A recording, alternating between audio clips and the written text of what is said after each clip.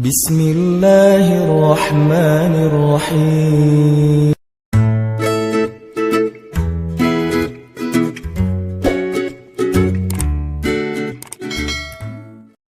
Masya Allah, anak muda ini kalau udah hijrah, semangatnya tuh luar biasa. Lihat Umar bin Khattab, setelah dia hijrah kayak gimana. Lihat Khalid bin Walid, setelah dia hijrah gimana. Mereka tuh baper banget, fisabilillah.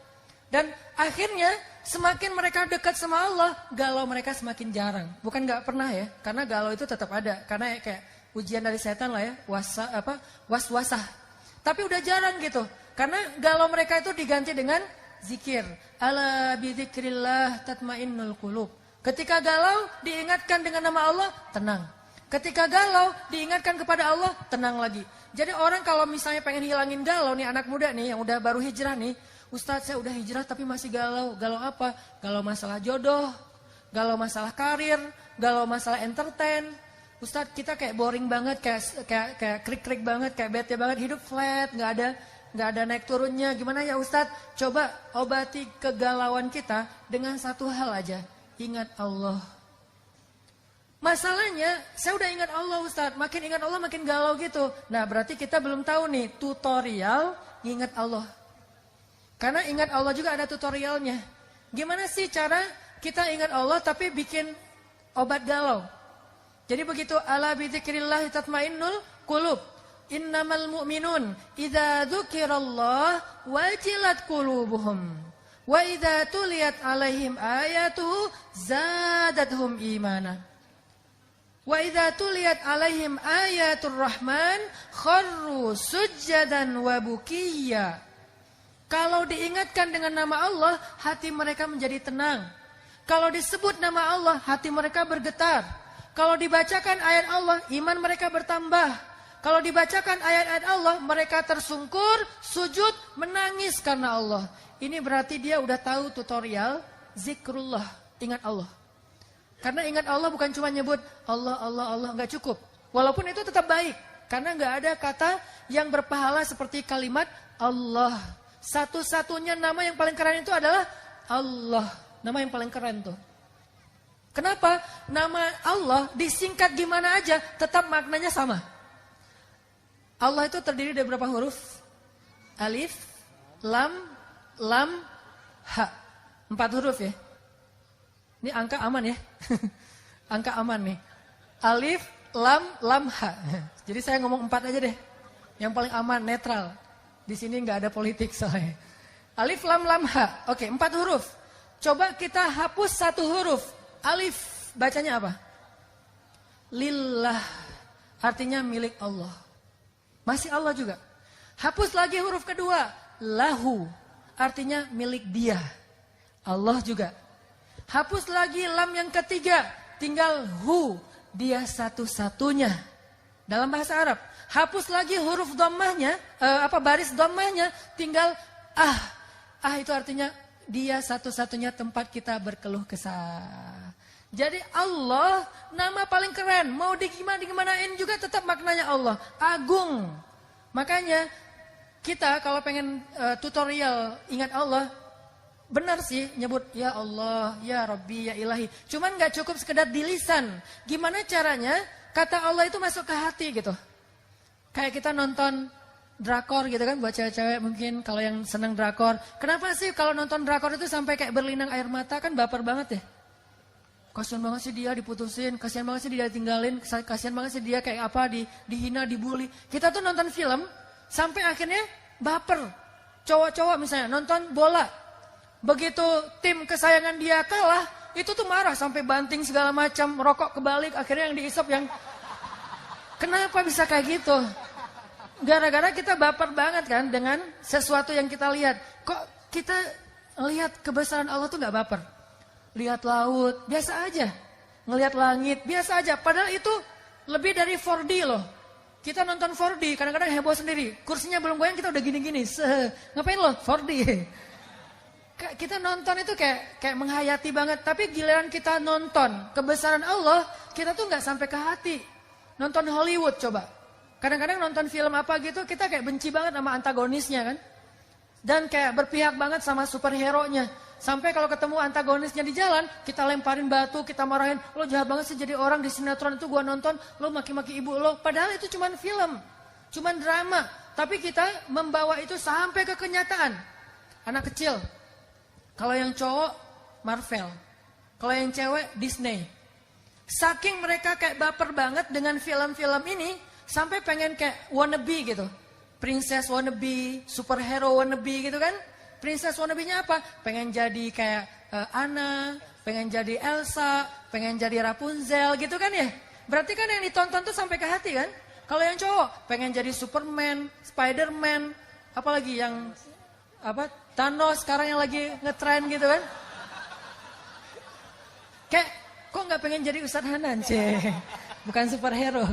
Artinya berarti yang mereka tonton itu sampai ke hati. Nah, gimana caranya kita nonton kebesaran Allah? Inna fi khalqis samawat. Itu kan nonton kebesaran Allah tuh. Inna fi khalqis samawati wal ardi wa ikhtilafil laili wan nahar la ayat. Ada ayah. Apa arti ayah? Bukan ayah ya. Ayah itu bapak. Kalau ayah dalam bahasa Arab itu artinya banyak. Salah satu di antara makna ayah adalah bekas. Itu ayah. Ayatun artinya bekas. Selain tanda, ada bekas, ada petunjuk. Itu ayah. Nah, salah satu di antara makna ayah selain tanda, tanda juga boleh bekas. Berarti maksud Allah di dalam ayat ini, kalau kita nonton tentang kebesaran Allah di langit, kita nonton kebesaran Allah di bumi, kita nonton kebesaran Allah di laut, harusnya jadi berbekas di hati kita. Itu baru orang yang ulul albab. Berbekas di hati kita. Bekasnya apa? Bekasnya kayak takjub gitu sama Allah. Bekasnya kayak respect gitu sama Allah. Bentuk respect kita, subhanallah. Itu bentuk respect kita kan? Gimana bentuk respectnya? Subhanallah, Masya Allah, la haula wa la quwata illa billah. Itu tuh bentuk respect kita. Sama kayak kita respect sama orang. Kalau anak pantai itu biasanya suka gini. Wey bro, gitu kan ya. Hey dude, gitu kan. Jadi kayak ngasih kode, gua sama lo bro gitu. Terus kayak kalau respect anak-anak street, kayak gini kan. Kayak tadi kita respect dengan negeri kita yang kita cintai. Begitu lagu Indonesia Raya, kita taruh tangan kita di dada. Bahwa kita tuh cinta banget sama negeri ini. Ini adalah warisan pahlawan dan nenek moyang kita. Kita itu pewaris sah atas negeri ini. Jangan sampai kita sendiri yang menghancurkan negeri yang diwariskan nenek moyang kita dengan melalui perpecahan di antara kita. Ini nih, salah satu pesan penting banget, poin penting nih. Negeri ini adalah warisan nenek moyang kita, keturunan kita banget nih. Itu semuanya harus di hati rasanya. Karena kalau kita lihat kebesaran Allah nggak kerasa di hati, berarti kita baru melihat itu dengan mata, belum dengan iman. Belum maksimal nih tutorialnya. Dan kalau kayak gitu, berarti belum bisa ngilangin galau. By the way, salah satu di antara kebesaran Allah, ciptaan Allah yang paling keren dilihat itu siapa? Istri. Kalau nggak punya ustadz, masa ngelihat teman kos-kosan? Lo lagi ngeliat gue ngapain sih gitu? Melihat ciptaan Allah. Ciptaan yang gimana? Ciptaan yang kayaknya nih agak-agak aneh nih. Kenapa bisa jadi gini? Padahal Allah kan mencipta dengan indah. Kenapa kamu kok gini? Gitu. Ciptaan Allah yang indah dilihat itu adalah istri. Memandang istri berpahala. Ngelihatnya aja kayak sholat 2 rakaat. Makanya pagi-pagi itu kebiasaan orang yang udah nikah. Ngelihat istrinya rempong. Lalu lalang diliatin. Yang kamu ngapain sih ngelihat aku kayak gitu? Aku lagi pengen cari pahala gitu. Lagi beribadah. Beribadah gimana? Memandang kamu. Oh gitu? Jadi kalau memandang itu dapat pahala. Ya udah aku pandang kamu juga. Akhirnya pandang-pandangan. Kalau sendiri. Aduh. Jadi beda ya. Banyak hal bedanya lah. Sholat tahajud berdua sama sendiri itu beda. Tahajud dengan pasangan. Kayak Nabi dengan Aisyah. Nabi kan pernah ya sholat tahajud ya. Nggak ngebangunin Aisyah. Kenapa? Tahajud Nabi itu kan lama banget ya. Sampai ada sahabat yang hafiz Al-Quran namanya Ibnu Mas'ud.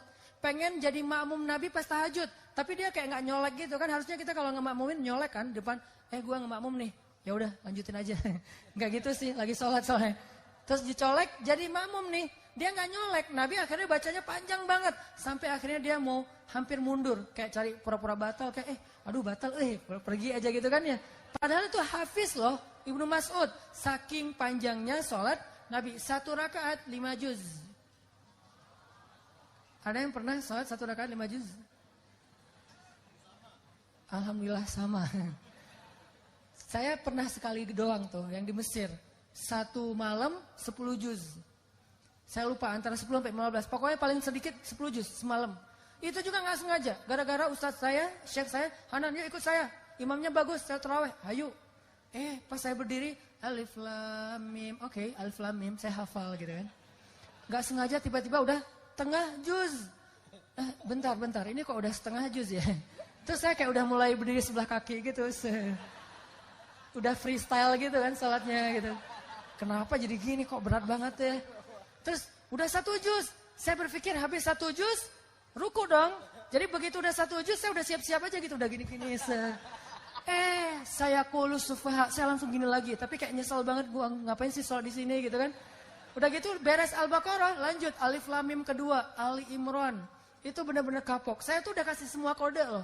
Bersin udah, batuk udah. Masa saya harus pura-pura batal gitu. Gue batal loh ya, pergi gitu kan. Kan gak mungkin ya, Allah Maha tahu. Nah, Rasul salat tahajud gak ngebangunin Aisyah di sebelah. Waktu itu pas Nabi lagi ruku, Nabi lagi sujud, di tubuh Nabi itu kayak kedengaran ada suara tulang patah atau tulang kegesek gitu. Aisyah bangun. Astagfirullahaladzim, Nabi kenapa kok kayak ada suara tulang gitu di tubuh beliau. Kayak orang lagi patah tulang kan, trak gitu. Nabi sujud bunyi, Nabi ruku bunyi. Akhirnya Aisyah kasihan sama Nabi, diusap-usap di sebelah Nabi gitu. Nabi lagi sholat diusap-usap. Begitu Nabi beres sholat, Nabi menghadap, Assalamualaikum. Ada Aisyah di sebelah. Itu tuh bedanya sholat berdua sama sendiri. Pernah sholat ditungguin pasangan? Sholat tahajud ditungguin pasangan, dia duduk di sebelah. Kok duduk di sebelah gak ikut sholat Ustaz? Lagi dapat gilirannya, periodenya, jadi dia gak bisa sholat, lagi haid. Duduk di sebelah, gak bisa sholat juga dia kayak setia gitu dampingin sholat. Apa bedanya? Bedanya pas salam. Assalamualaikum warahmatullahi. Beda. Kalau sholat sendiri, Assalamualaikum warahmatullahi. Mana sih? Gak ada siapa-siapa gitu kan. Kalau ini sholat salam, terus bedanya lagi apa? Pas amin. Waladhdallin, amin. Gitu aminnya. Kalau sholat sendiri, waladhdallin, gak ada yang aminin. Atau kalau ada pun suaranya, amin. Kan ngeri. Jadi kalau kalian pengen ibadahnya tuh kayak nyaman gitu ya, nikah ya. Balik lagi tadi ya. Jadi salah satu di antara ciptaan Allah yang kalau dilihat itu berpahala, dan kayak gampang banget bapernya, lihat mantan. Pasangan maksudnya. Istri, bukan lihat mantan. Lihat mantan di sosmed gak boleh. Pakai akun palsu. Kok Ustaz tahu aja sih? Pengalaman. Enggak lah, saya akun cuma 1. Hanan_Attaqi, follow. Modus. Oke, jadi gimana sih caranya kita zikir, kita nyebut nama Allah tapi kerasa di hati. Salah satunya teman-teman coba sebut nama Allah itu yang sesuai dengan masalah kita. Jadi kalau kita ada masalah, makanya kita hafal beberapa nama Allah itu sesuai dengan masalah. Kenapa ada 99 walaupun bukan batasan, karena nama Allah itu nggak terbatas kan. Cuman yang terkenal itu kan 99 tuh, sama kayak nama Nabi kan yang terkenal itu 25 kan. Padahal yang kita kenal bukan 25 loh, 26. Ada satu lagi yang kita kenal, common, Nabi Khidir. Berarti kan Nabi bukan 25. Ada Nabi Khidir, ada Nabi Yusha, Joshua, ada Nabi Daniel. Nabi itu ada lebih dari 100.000. Cuman yang terkenal 25. Nama Allah yang terkenal 99, tapi gak terbatas. Kenapa ada 99? Biar kita tuh kalau lagi ada masalah, nyebut nama Allah itu sesuai dengan masalah kita. Masalahnya hutang, nyebutnya apa? Ya Razzaq. Kalau kita punya hutang, ya Razzaq, ya Fattah. Kalau kita kayak habis diputusin, nyebutnya apa? Ya wadud. Ya Sami. Kenapa? Orang kalau habis diputusin kan pengen curhat kan? Curhat sama teman kadang-kadang kita baru buka curhat, dia curhat balik. Gue pengen curhat nih. Kenapa? Gue habis diputusin. Ya laki-laki emang semuanya kayak gitu. Gue juga kemarin diputusinnya dengan cara yang panjang. Padahal kan kita yang mau curhat. Kenapa dia curhat duluan gitu kan? Yang lebih parah lagi kita curhat lewat telepon. Dia dengerin loudspeaker. Udah gitu dia ngapa-ngapain, pergi ngapain gitu. Kita ngomong sendiri gitu kan, garing gak sih? Ngomong sendiri kita kayak udah bersemangat banget. Dia baik banget loh, dia mau dengar curhat gue. Ngomong panjang lebar. Terus lama-lama kita curiga, kok diam aja sih? Lu masih ada gak sih? Akhirnya dia lari dari dapur. Oh iya masih ada. Terus balik lagi. Ini itu manusia, dia bukan sami'. Apa arti sami'? Ini terjemahan mainstream. Saya tuh gak suka mainstream, saya pengen yang sesuatu yang baru. Tajdid dalam pemahaman. Terjemahan sami' secara mainstream, maha mendengar. Apa sih maksud maha mendengar? Kalau menurut saya, sami itu bukan hanya maha mendengar. Maha betah mendengar curhat. Itu sami'. Allah itu kalau dengar kita curhat, gak pernah bosan. Allah itu kalau dengar curhat dari kita, tuh gak pernah dikasih limit. Kamu punya batas waktu 5 menit aja deh. Soalnya yang curhat kan banyak nih. Hamba-hamba semuanya bermasalah lagi pada galau nasional gitu.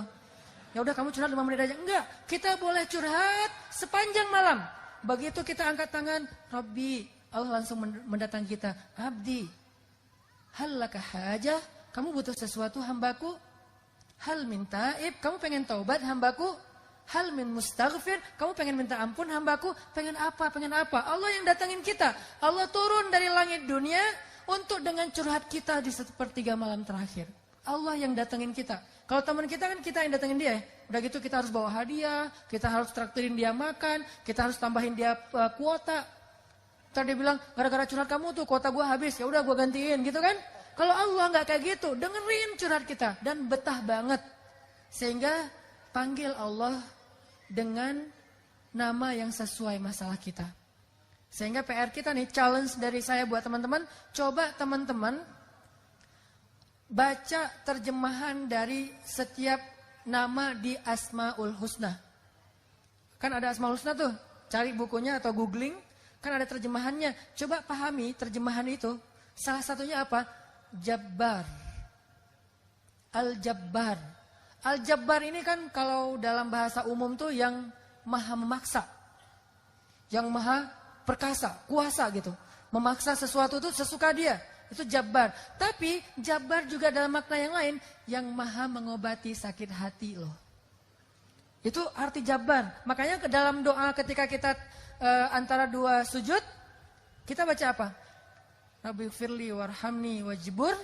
Wajiburni. Apa arti wajiburni? Ya Allah paksain aku gitu. Enggak kan? Kan wajiburni itu dari kata Jabbar. Artinya apa? Ya Allah sembuhkanlah sakit hatiku.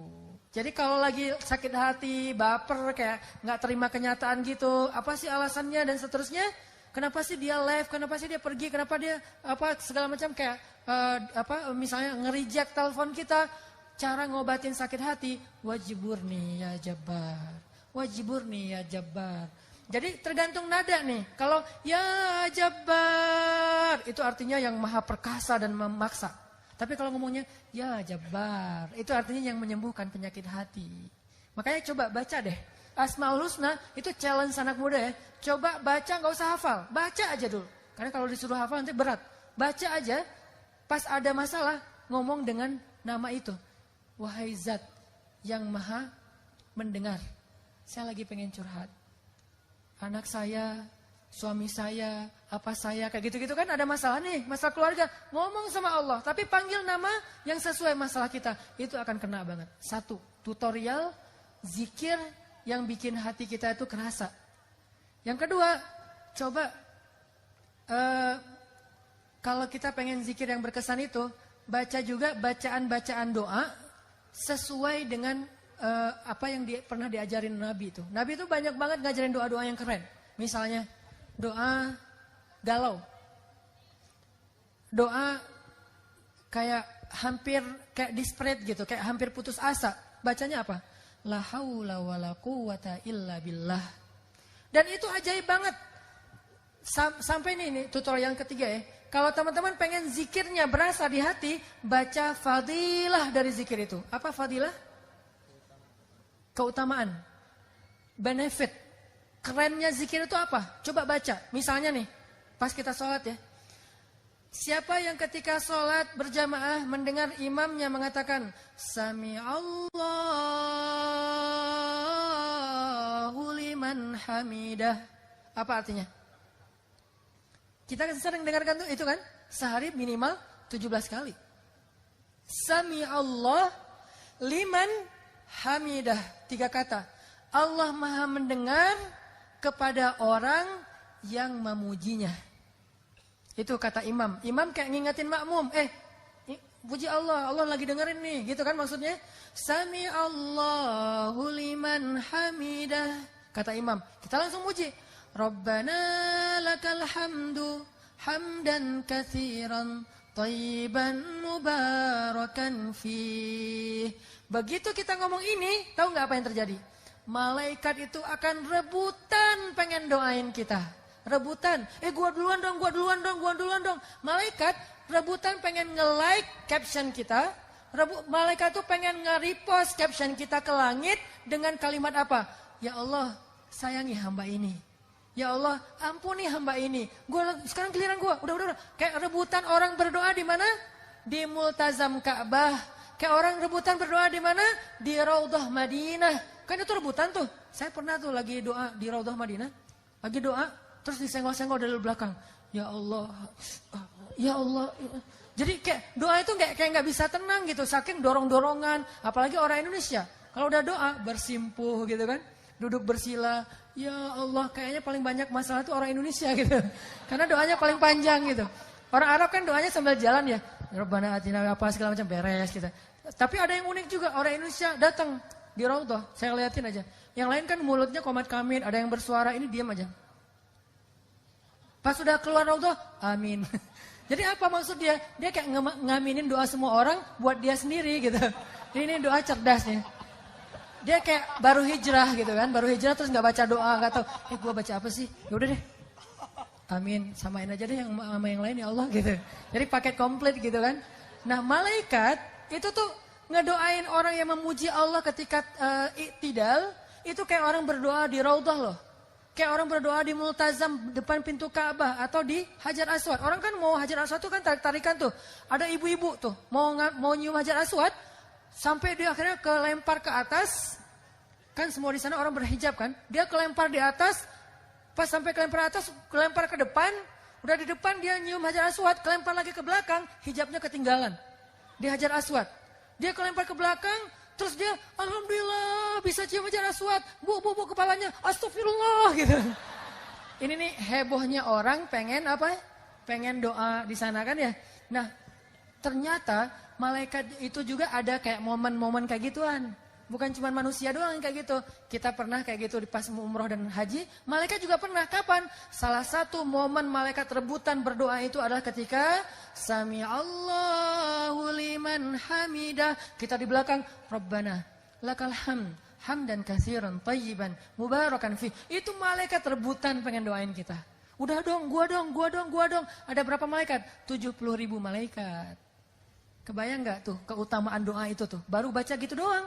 Makanya kalau kita tahu fadilah, keutamaan setiap zikir, setiap kalimat yang kita baca, itu kita bakal semangat banget loh, berasa loh di hati. Kayak tadi lagi sholat, bukan GR ya, karena emang Nabi yang ngomong gitu kan. Jadi pas saya bilang, Sami Allahu liman hamidah, saya sendiri juga baca, Rabbana lakal hamdu, hamdan katsiran tayyiban mubarakan fih. Bukan saya GR, jadi tapi kayak nggak mungkin juga malaikat bilang, ngapain sih lo kayak GR banget, kita nggak doain lo, gitu. Nggak mungkin, malaikat tuh rebutan, jadi kita kayak, alhamdulillah didoain malaikat, kayak pengen iktidal yang lama, kan 70.000 malaikat ngantri gimana tuh, bisa semalaman kan? Kalau seandainya saya mau tuh, seharusnya, Rabbana lakal hamdu, hamdan katsiran tayyiban mubarakan fi, udah aja diam. Cuman saya khawatir makmumnya yang curiga, jangan-jangan Ustadz meninggal berdiri nih, husnul khotimah gitu kan. Akhirnya digantiin dari belakang. Gitu. Jangan, itu sikut menyikut ya. Jangan ikutin cara kayak gitu. Tapi artinya itu keutamaan. Belum lagi nanti pas kita sujud. Pas begitu kita sujud, itu posisi kita paling dekat sama Allah loh. Paling dekat gimana? Allah tuh kayak duduk di sebelah kita. Walaupun nggak ada perumpamaan untuk Allah ya. Karena Allah tidak seperti laisa kamitslihi syai'. Ini hanya analogi kedekatan nih. Bukan analogi Allah seperti apa. Analogi qurbah, dekatnya Allah. Itu kayak kalau kita sama teman tuh kayak lagi nempel kulit sama kulit. Lu ngomong apa? Lu mau minta apa gitu. Kayak ayah sama anak, ibu sama anak. Anakku digendong, didekap gitu. Allah tuh lagi mendekap kita. Kapan? Pas kita sujud. Jadi begitu sujud kita tuh berasa lagi di dekap Allah. Ngapain bangkit cepat-cepat? Kalau kita sholatnya sendiri. Kalau sholatnya berjamaah ya harus bangkit waktunya. Daripada nanti makmumnya curiga. Tiba-tiba ada yang lagi sujud lama. Gak bangkit. Ada yang gini. Apa sih imamnya? Jangan-jangan batal. Tiba-tiba ntar imamnya hilang. Tinggal makmum gitu kan ya. Kenapa? Batal wudhu gitu. Akhirnya sujud yang lama. Kenapa? Karena Allah lagi dekat banget sama kita pas kita sujud. Sehingga kita baca Rabbi ilaika aslamtu wa bika amantu wa alaika tawakkaltu, bukan wa alaika aftartu wa bika apa, itu mah doa iftar ya. Enggak. Ini artinya teman-teman 3 itu ya. 1, hafal asmaul husna. 2, hafal doa-doa yang diajarin Nabi, diajarin sahabat, diajarin ulama. Boleh enggak Ustaz doa kita bikin sendiri? Boleh. Selama itu baik. Kok boleh Ustaz? Berarti bid'ah dong? Enggak bid'ah. Emangnya di zaman Nabi itu ada doa tentang ujian nasional nggak? Terus kalau anak kita ujian nasional doanya gimana? Nggak bisa doa dong Ustaz, kan nggak ada contohnya dari Nabi. Soalnya anak Nabi nggak ada yang ikut ujian nasional. Doa itu adalah ibadah mutlak secara fikih. Arti mutlak bebas selama dia baik. Beda dengan muqayyad. Kalau sholat itu muqayyad, udah ada aturannya, how to-nya. Kalau doa mutlak bebas. Kita bisa berdoa nggak angkat tangan, freestyler gitu kan. Lu lagi ngapain? Lagi doa. Kok gak angkat tangan? Gue free ride. Jadi kayak gak ngangkat tangan gitu. Ya Allah, santai banget anaknya. Nabi pernah doa gak angkat tangan? Pernah. Doa apa? Doa pas naik kendaraan. Karena Nabi baca doa itu pas lagi naik. Kebayang gak angkat tangan lagi naik kendaraan? Gimana tuh? Apalagi moge, naik Harley. Sambil naik tuh, sambil baca doa kan gak mungkin ya. Sambil angkat tangan. Pasti Nabi pegangan setir gitu kan. Setir itu adalah tali kekang onta, itu setirnya gitu. Jadi doa nggak pakai angkat tangan boleh. Atau angkat tangan juga boleh, gini. Ada yang angkat tangannya gini. Girly banget sih. Kan dia, kenapa kok gitu? Aku kan feminim sih. Jadi doanya tuh kayak girly banget gitu kan.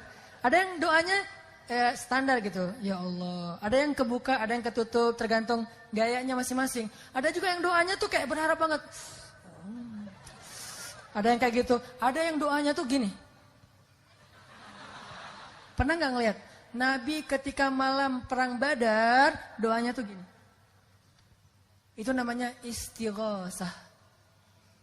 Ada ayatnya? Ada. Il tastaghithuna rabbakum fastajabalakum. Di surat Al-Anfal. Ketika kalian beristighosah kepada Rabb kalian. Jadi istighosah itu ada dalilnya. Il tastaghithun Rabbakum, ketika kalian beristighosah kepada Rabb kalian. Apa arti istighosah? Doa yang sangat panjang, semalaman. Nabi berdoa dari habis Isya sampai subuh. Doa, apa yang diminta sama Nabi? Ya Allah, menangkan kami besok. Ya Allah, kalau kami besok semuanya terbunuh, gak ada lagi orang yang akan menyebut namamu di muka bumi. Saking Nabi berharapnya, Nabi mengangkat tangannya setinggi mungkin sampai jatuh syalnya Nabi, diangkat lagi sama Abu Bakar. Jadi kita bisa berdoa dengan cara itu. Bisa juga, ya terserah sih. Kalau doanya misalnya kayak, ya Allah besok saya mau ujian gitu ya. Ya Allah saya mau kerja. Kalau udah kayak gini, jodoh. Ya Allah. Nah, yang paling tinggi itu bab jodoh ya. Biar cepat diijabah gitu. Ya Allah besok saya mau menghadap calon mertua yang berkumis tebal. Dan dia kayak serem banget gitu. Ngomong sama Allah. Bisa angkat tangan. Yang ketiga caranya gimana? Doa dengan nelunjuk. Nelunjuk ini bukan ya Allah harus loh ya, bukan. Orang Arab kalau angkat tangan dengan nelunjuk, ini maksudnya apa? Iya karena abudu, wa iya karena selain engkau satu-satunya ya Allah. Makanya di Mesir tuh pas saya lagi kuliah di Mesir, kalau lagi kunut itu keren banget loh, kolosal banget. Jadi imamnya baca gini, Allahumma hdina fi man hadait. Makmumnya bukan bilang amin, bilangnya apa? Ya Allah, itu serentak satu lapangan besar. Apalagi bulan Ramadan, sampai jalan-jalan tutup semuanya. wa'afina fi man afait. Ya Allah gitu serentak. Itu tuh kolosal banget, keren banget. Makanya mudah-mudahan ini jadi tren juga ya di anak muda. Kita sholat subuh berjamaah. Begitu imamnya kunut, Allahumma hdina fi man hadait. Imamnya jangan buru-buru. Allahumma hdina fi man hadait. Jangan gitu, yang santai. Biar apa? Biar amin.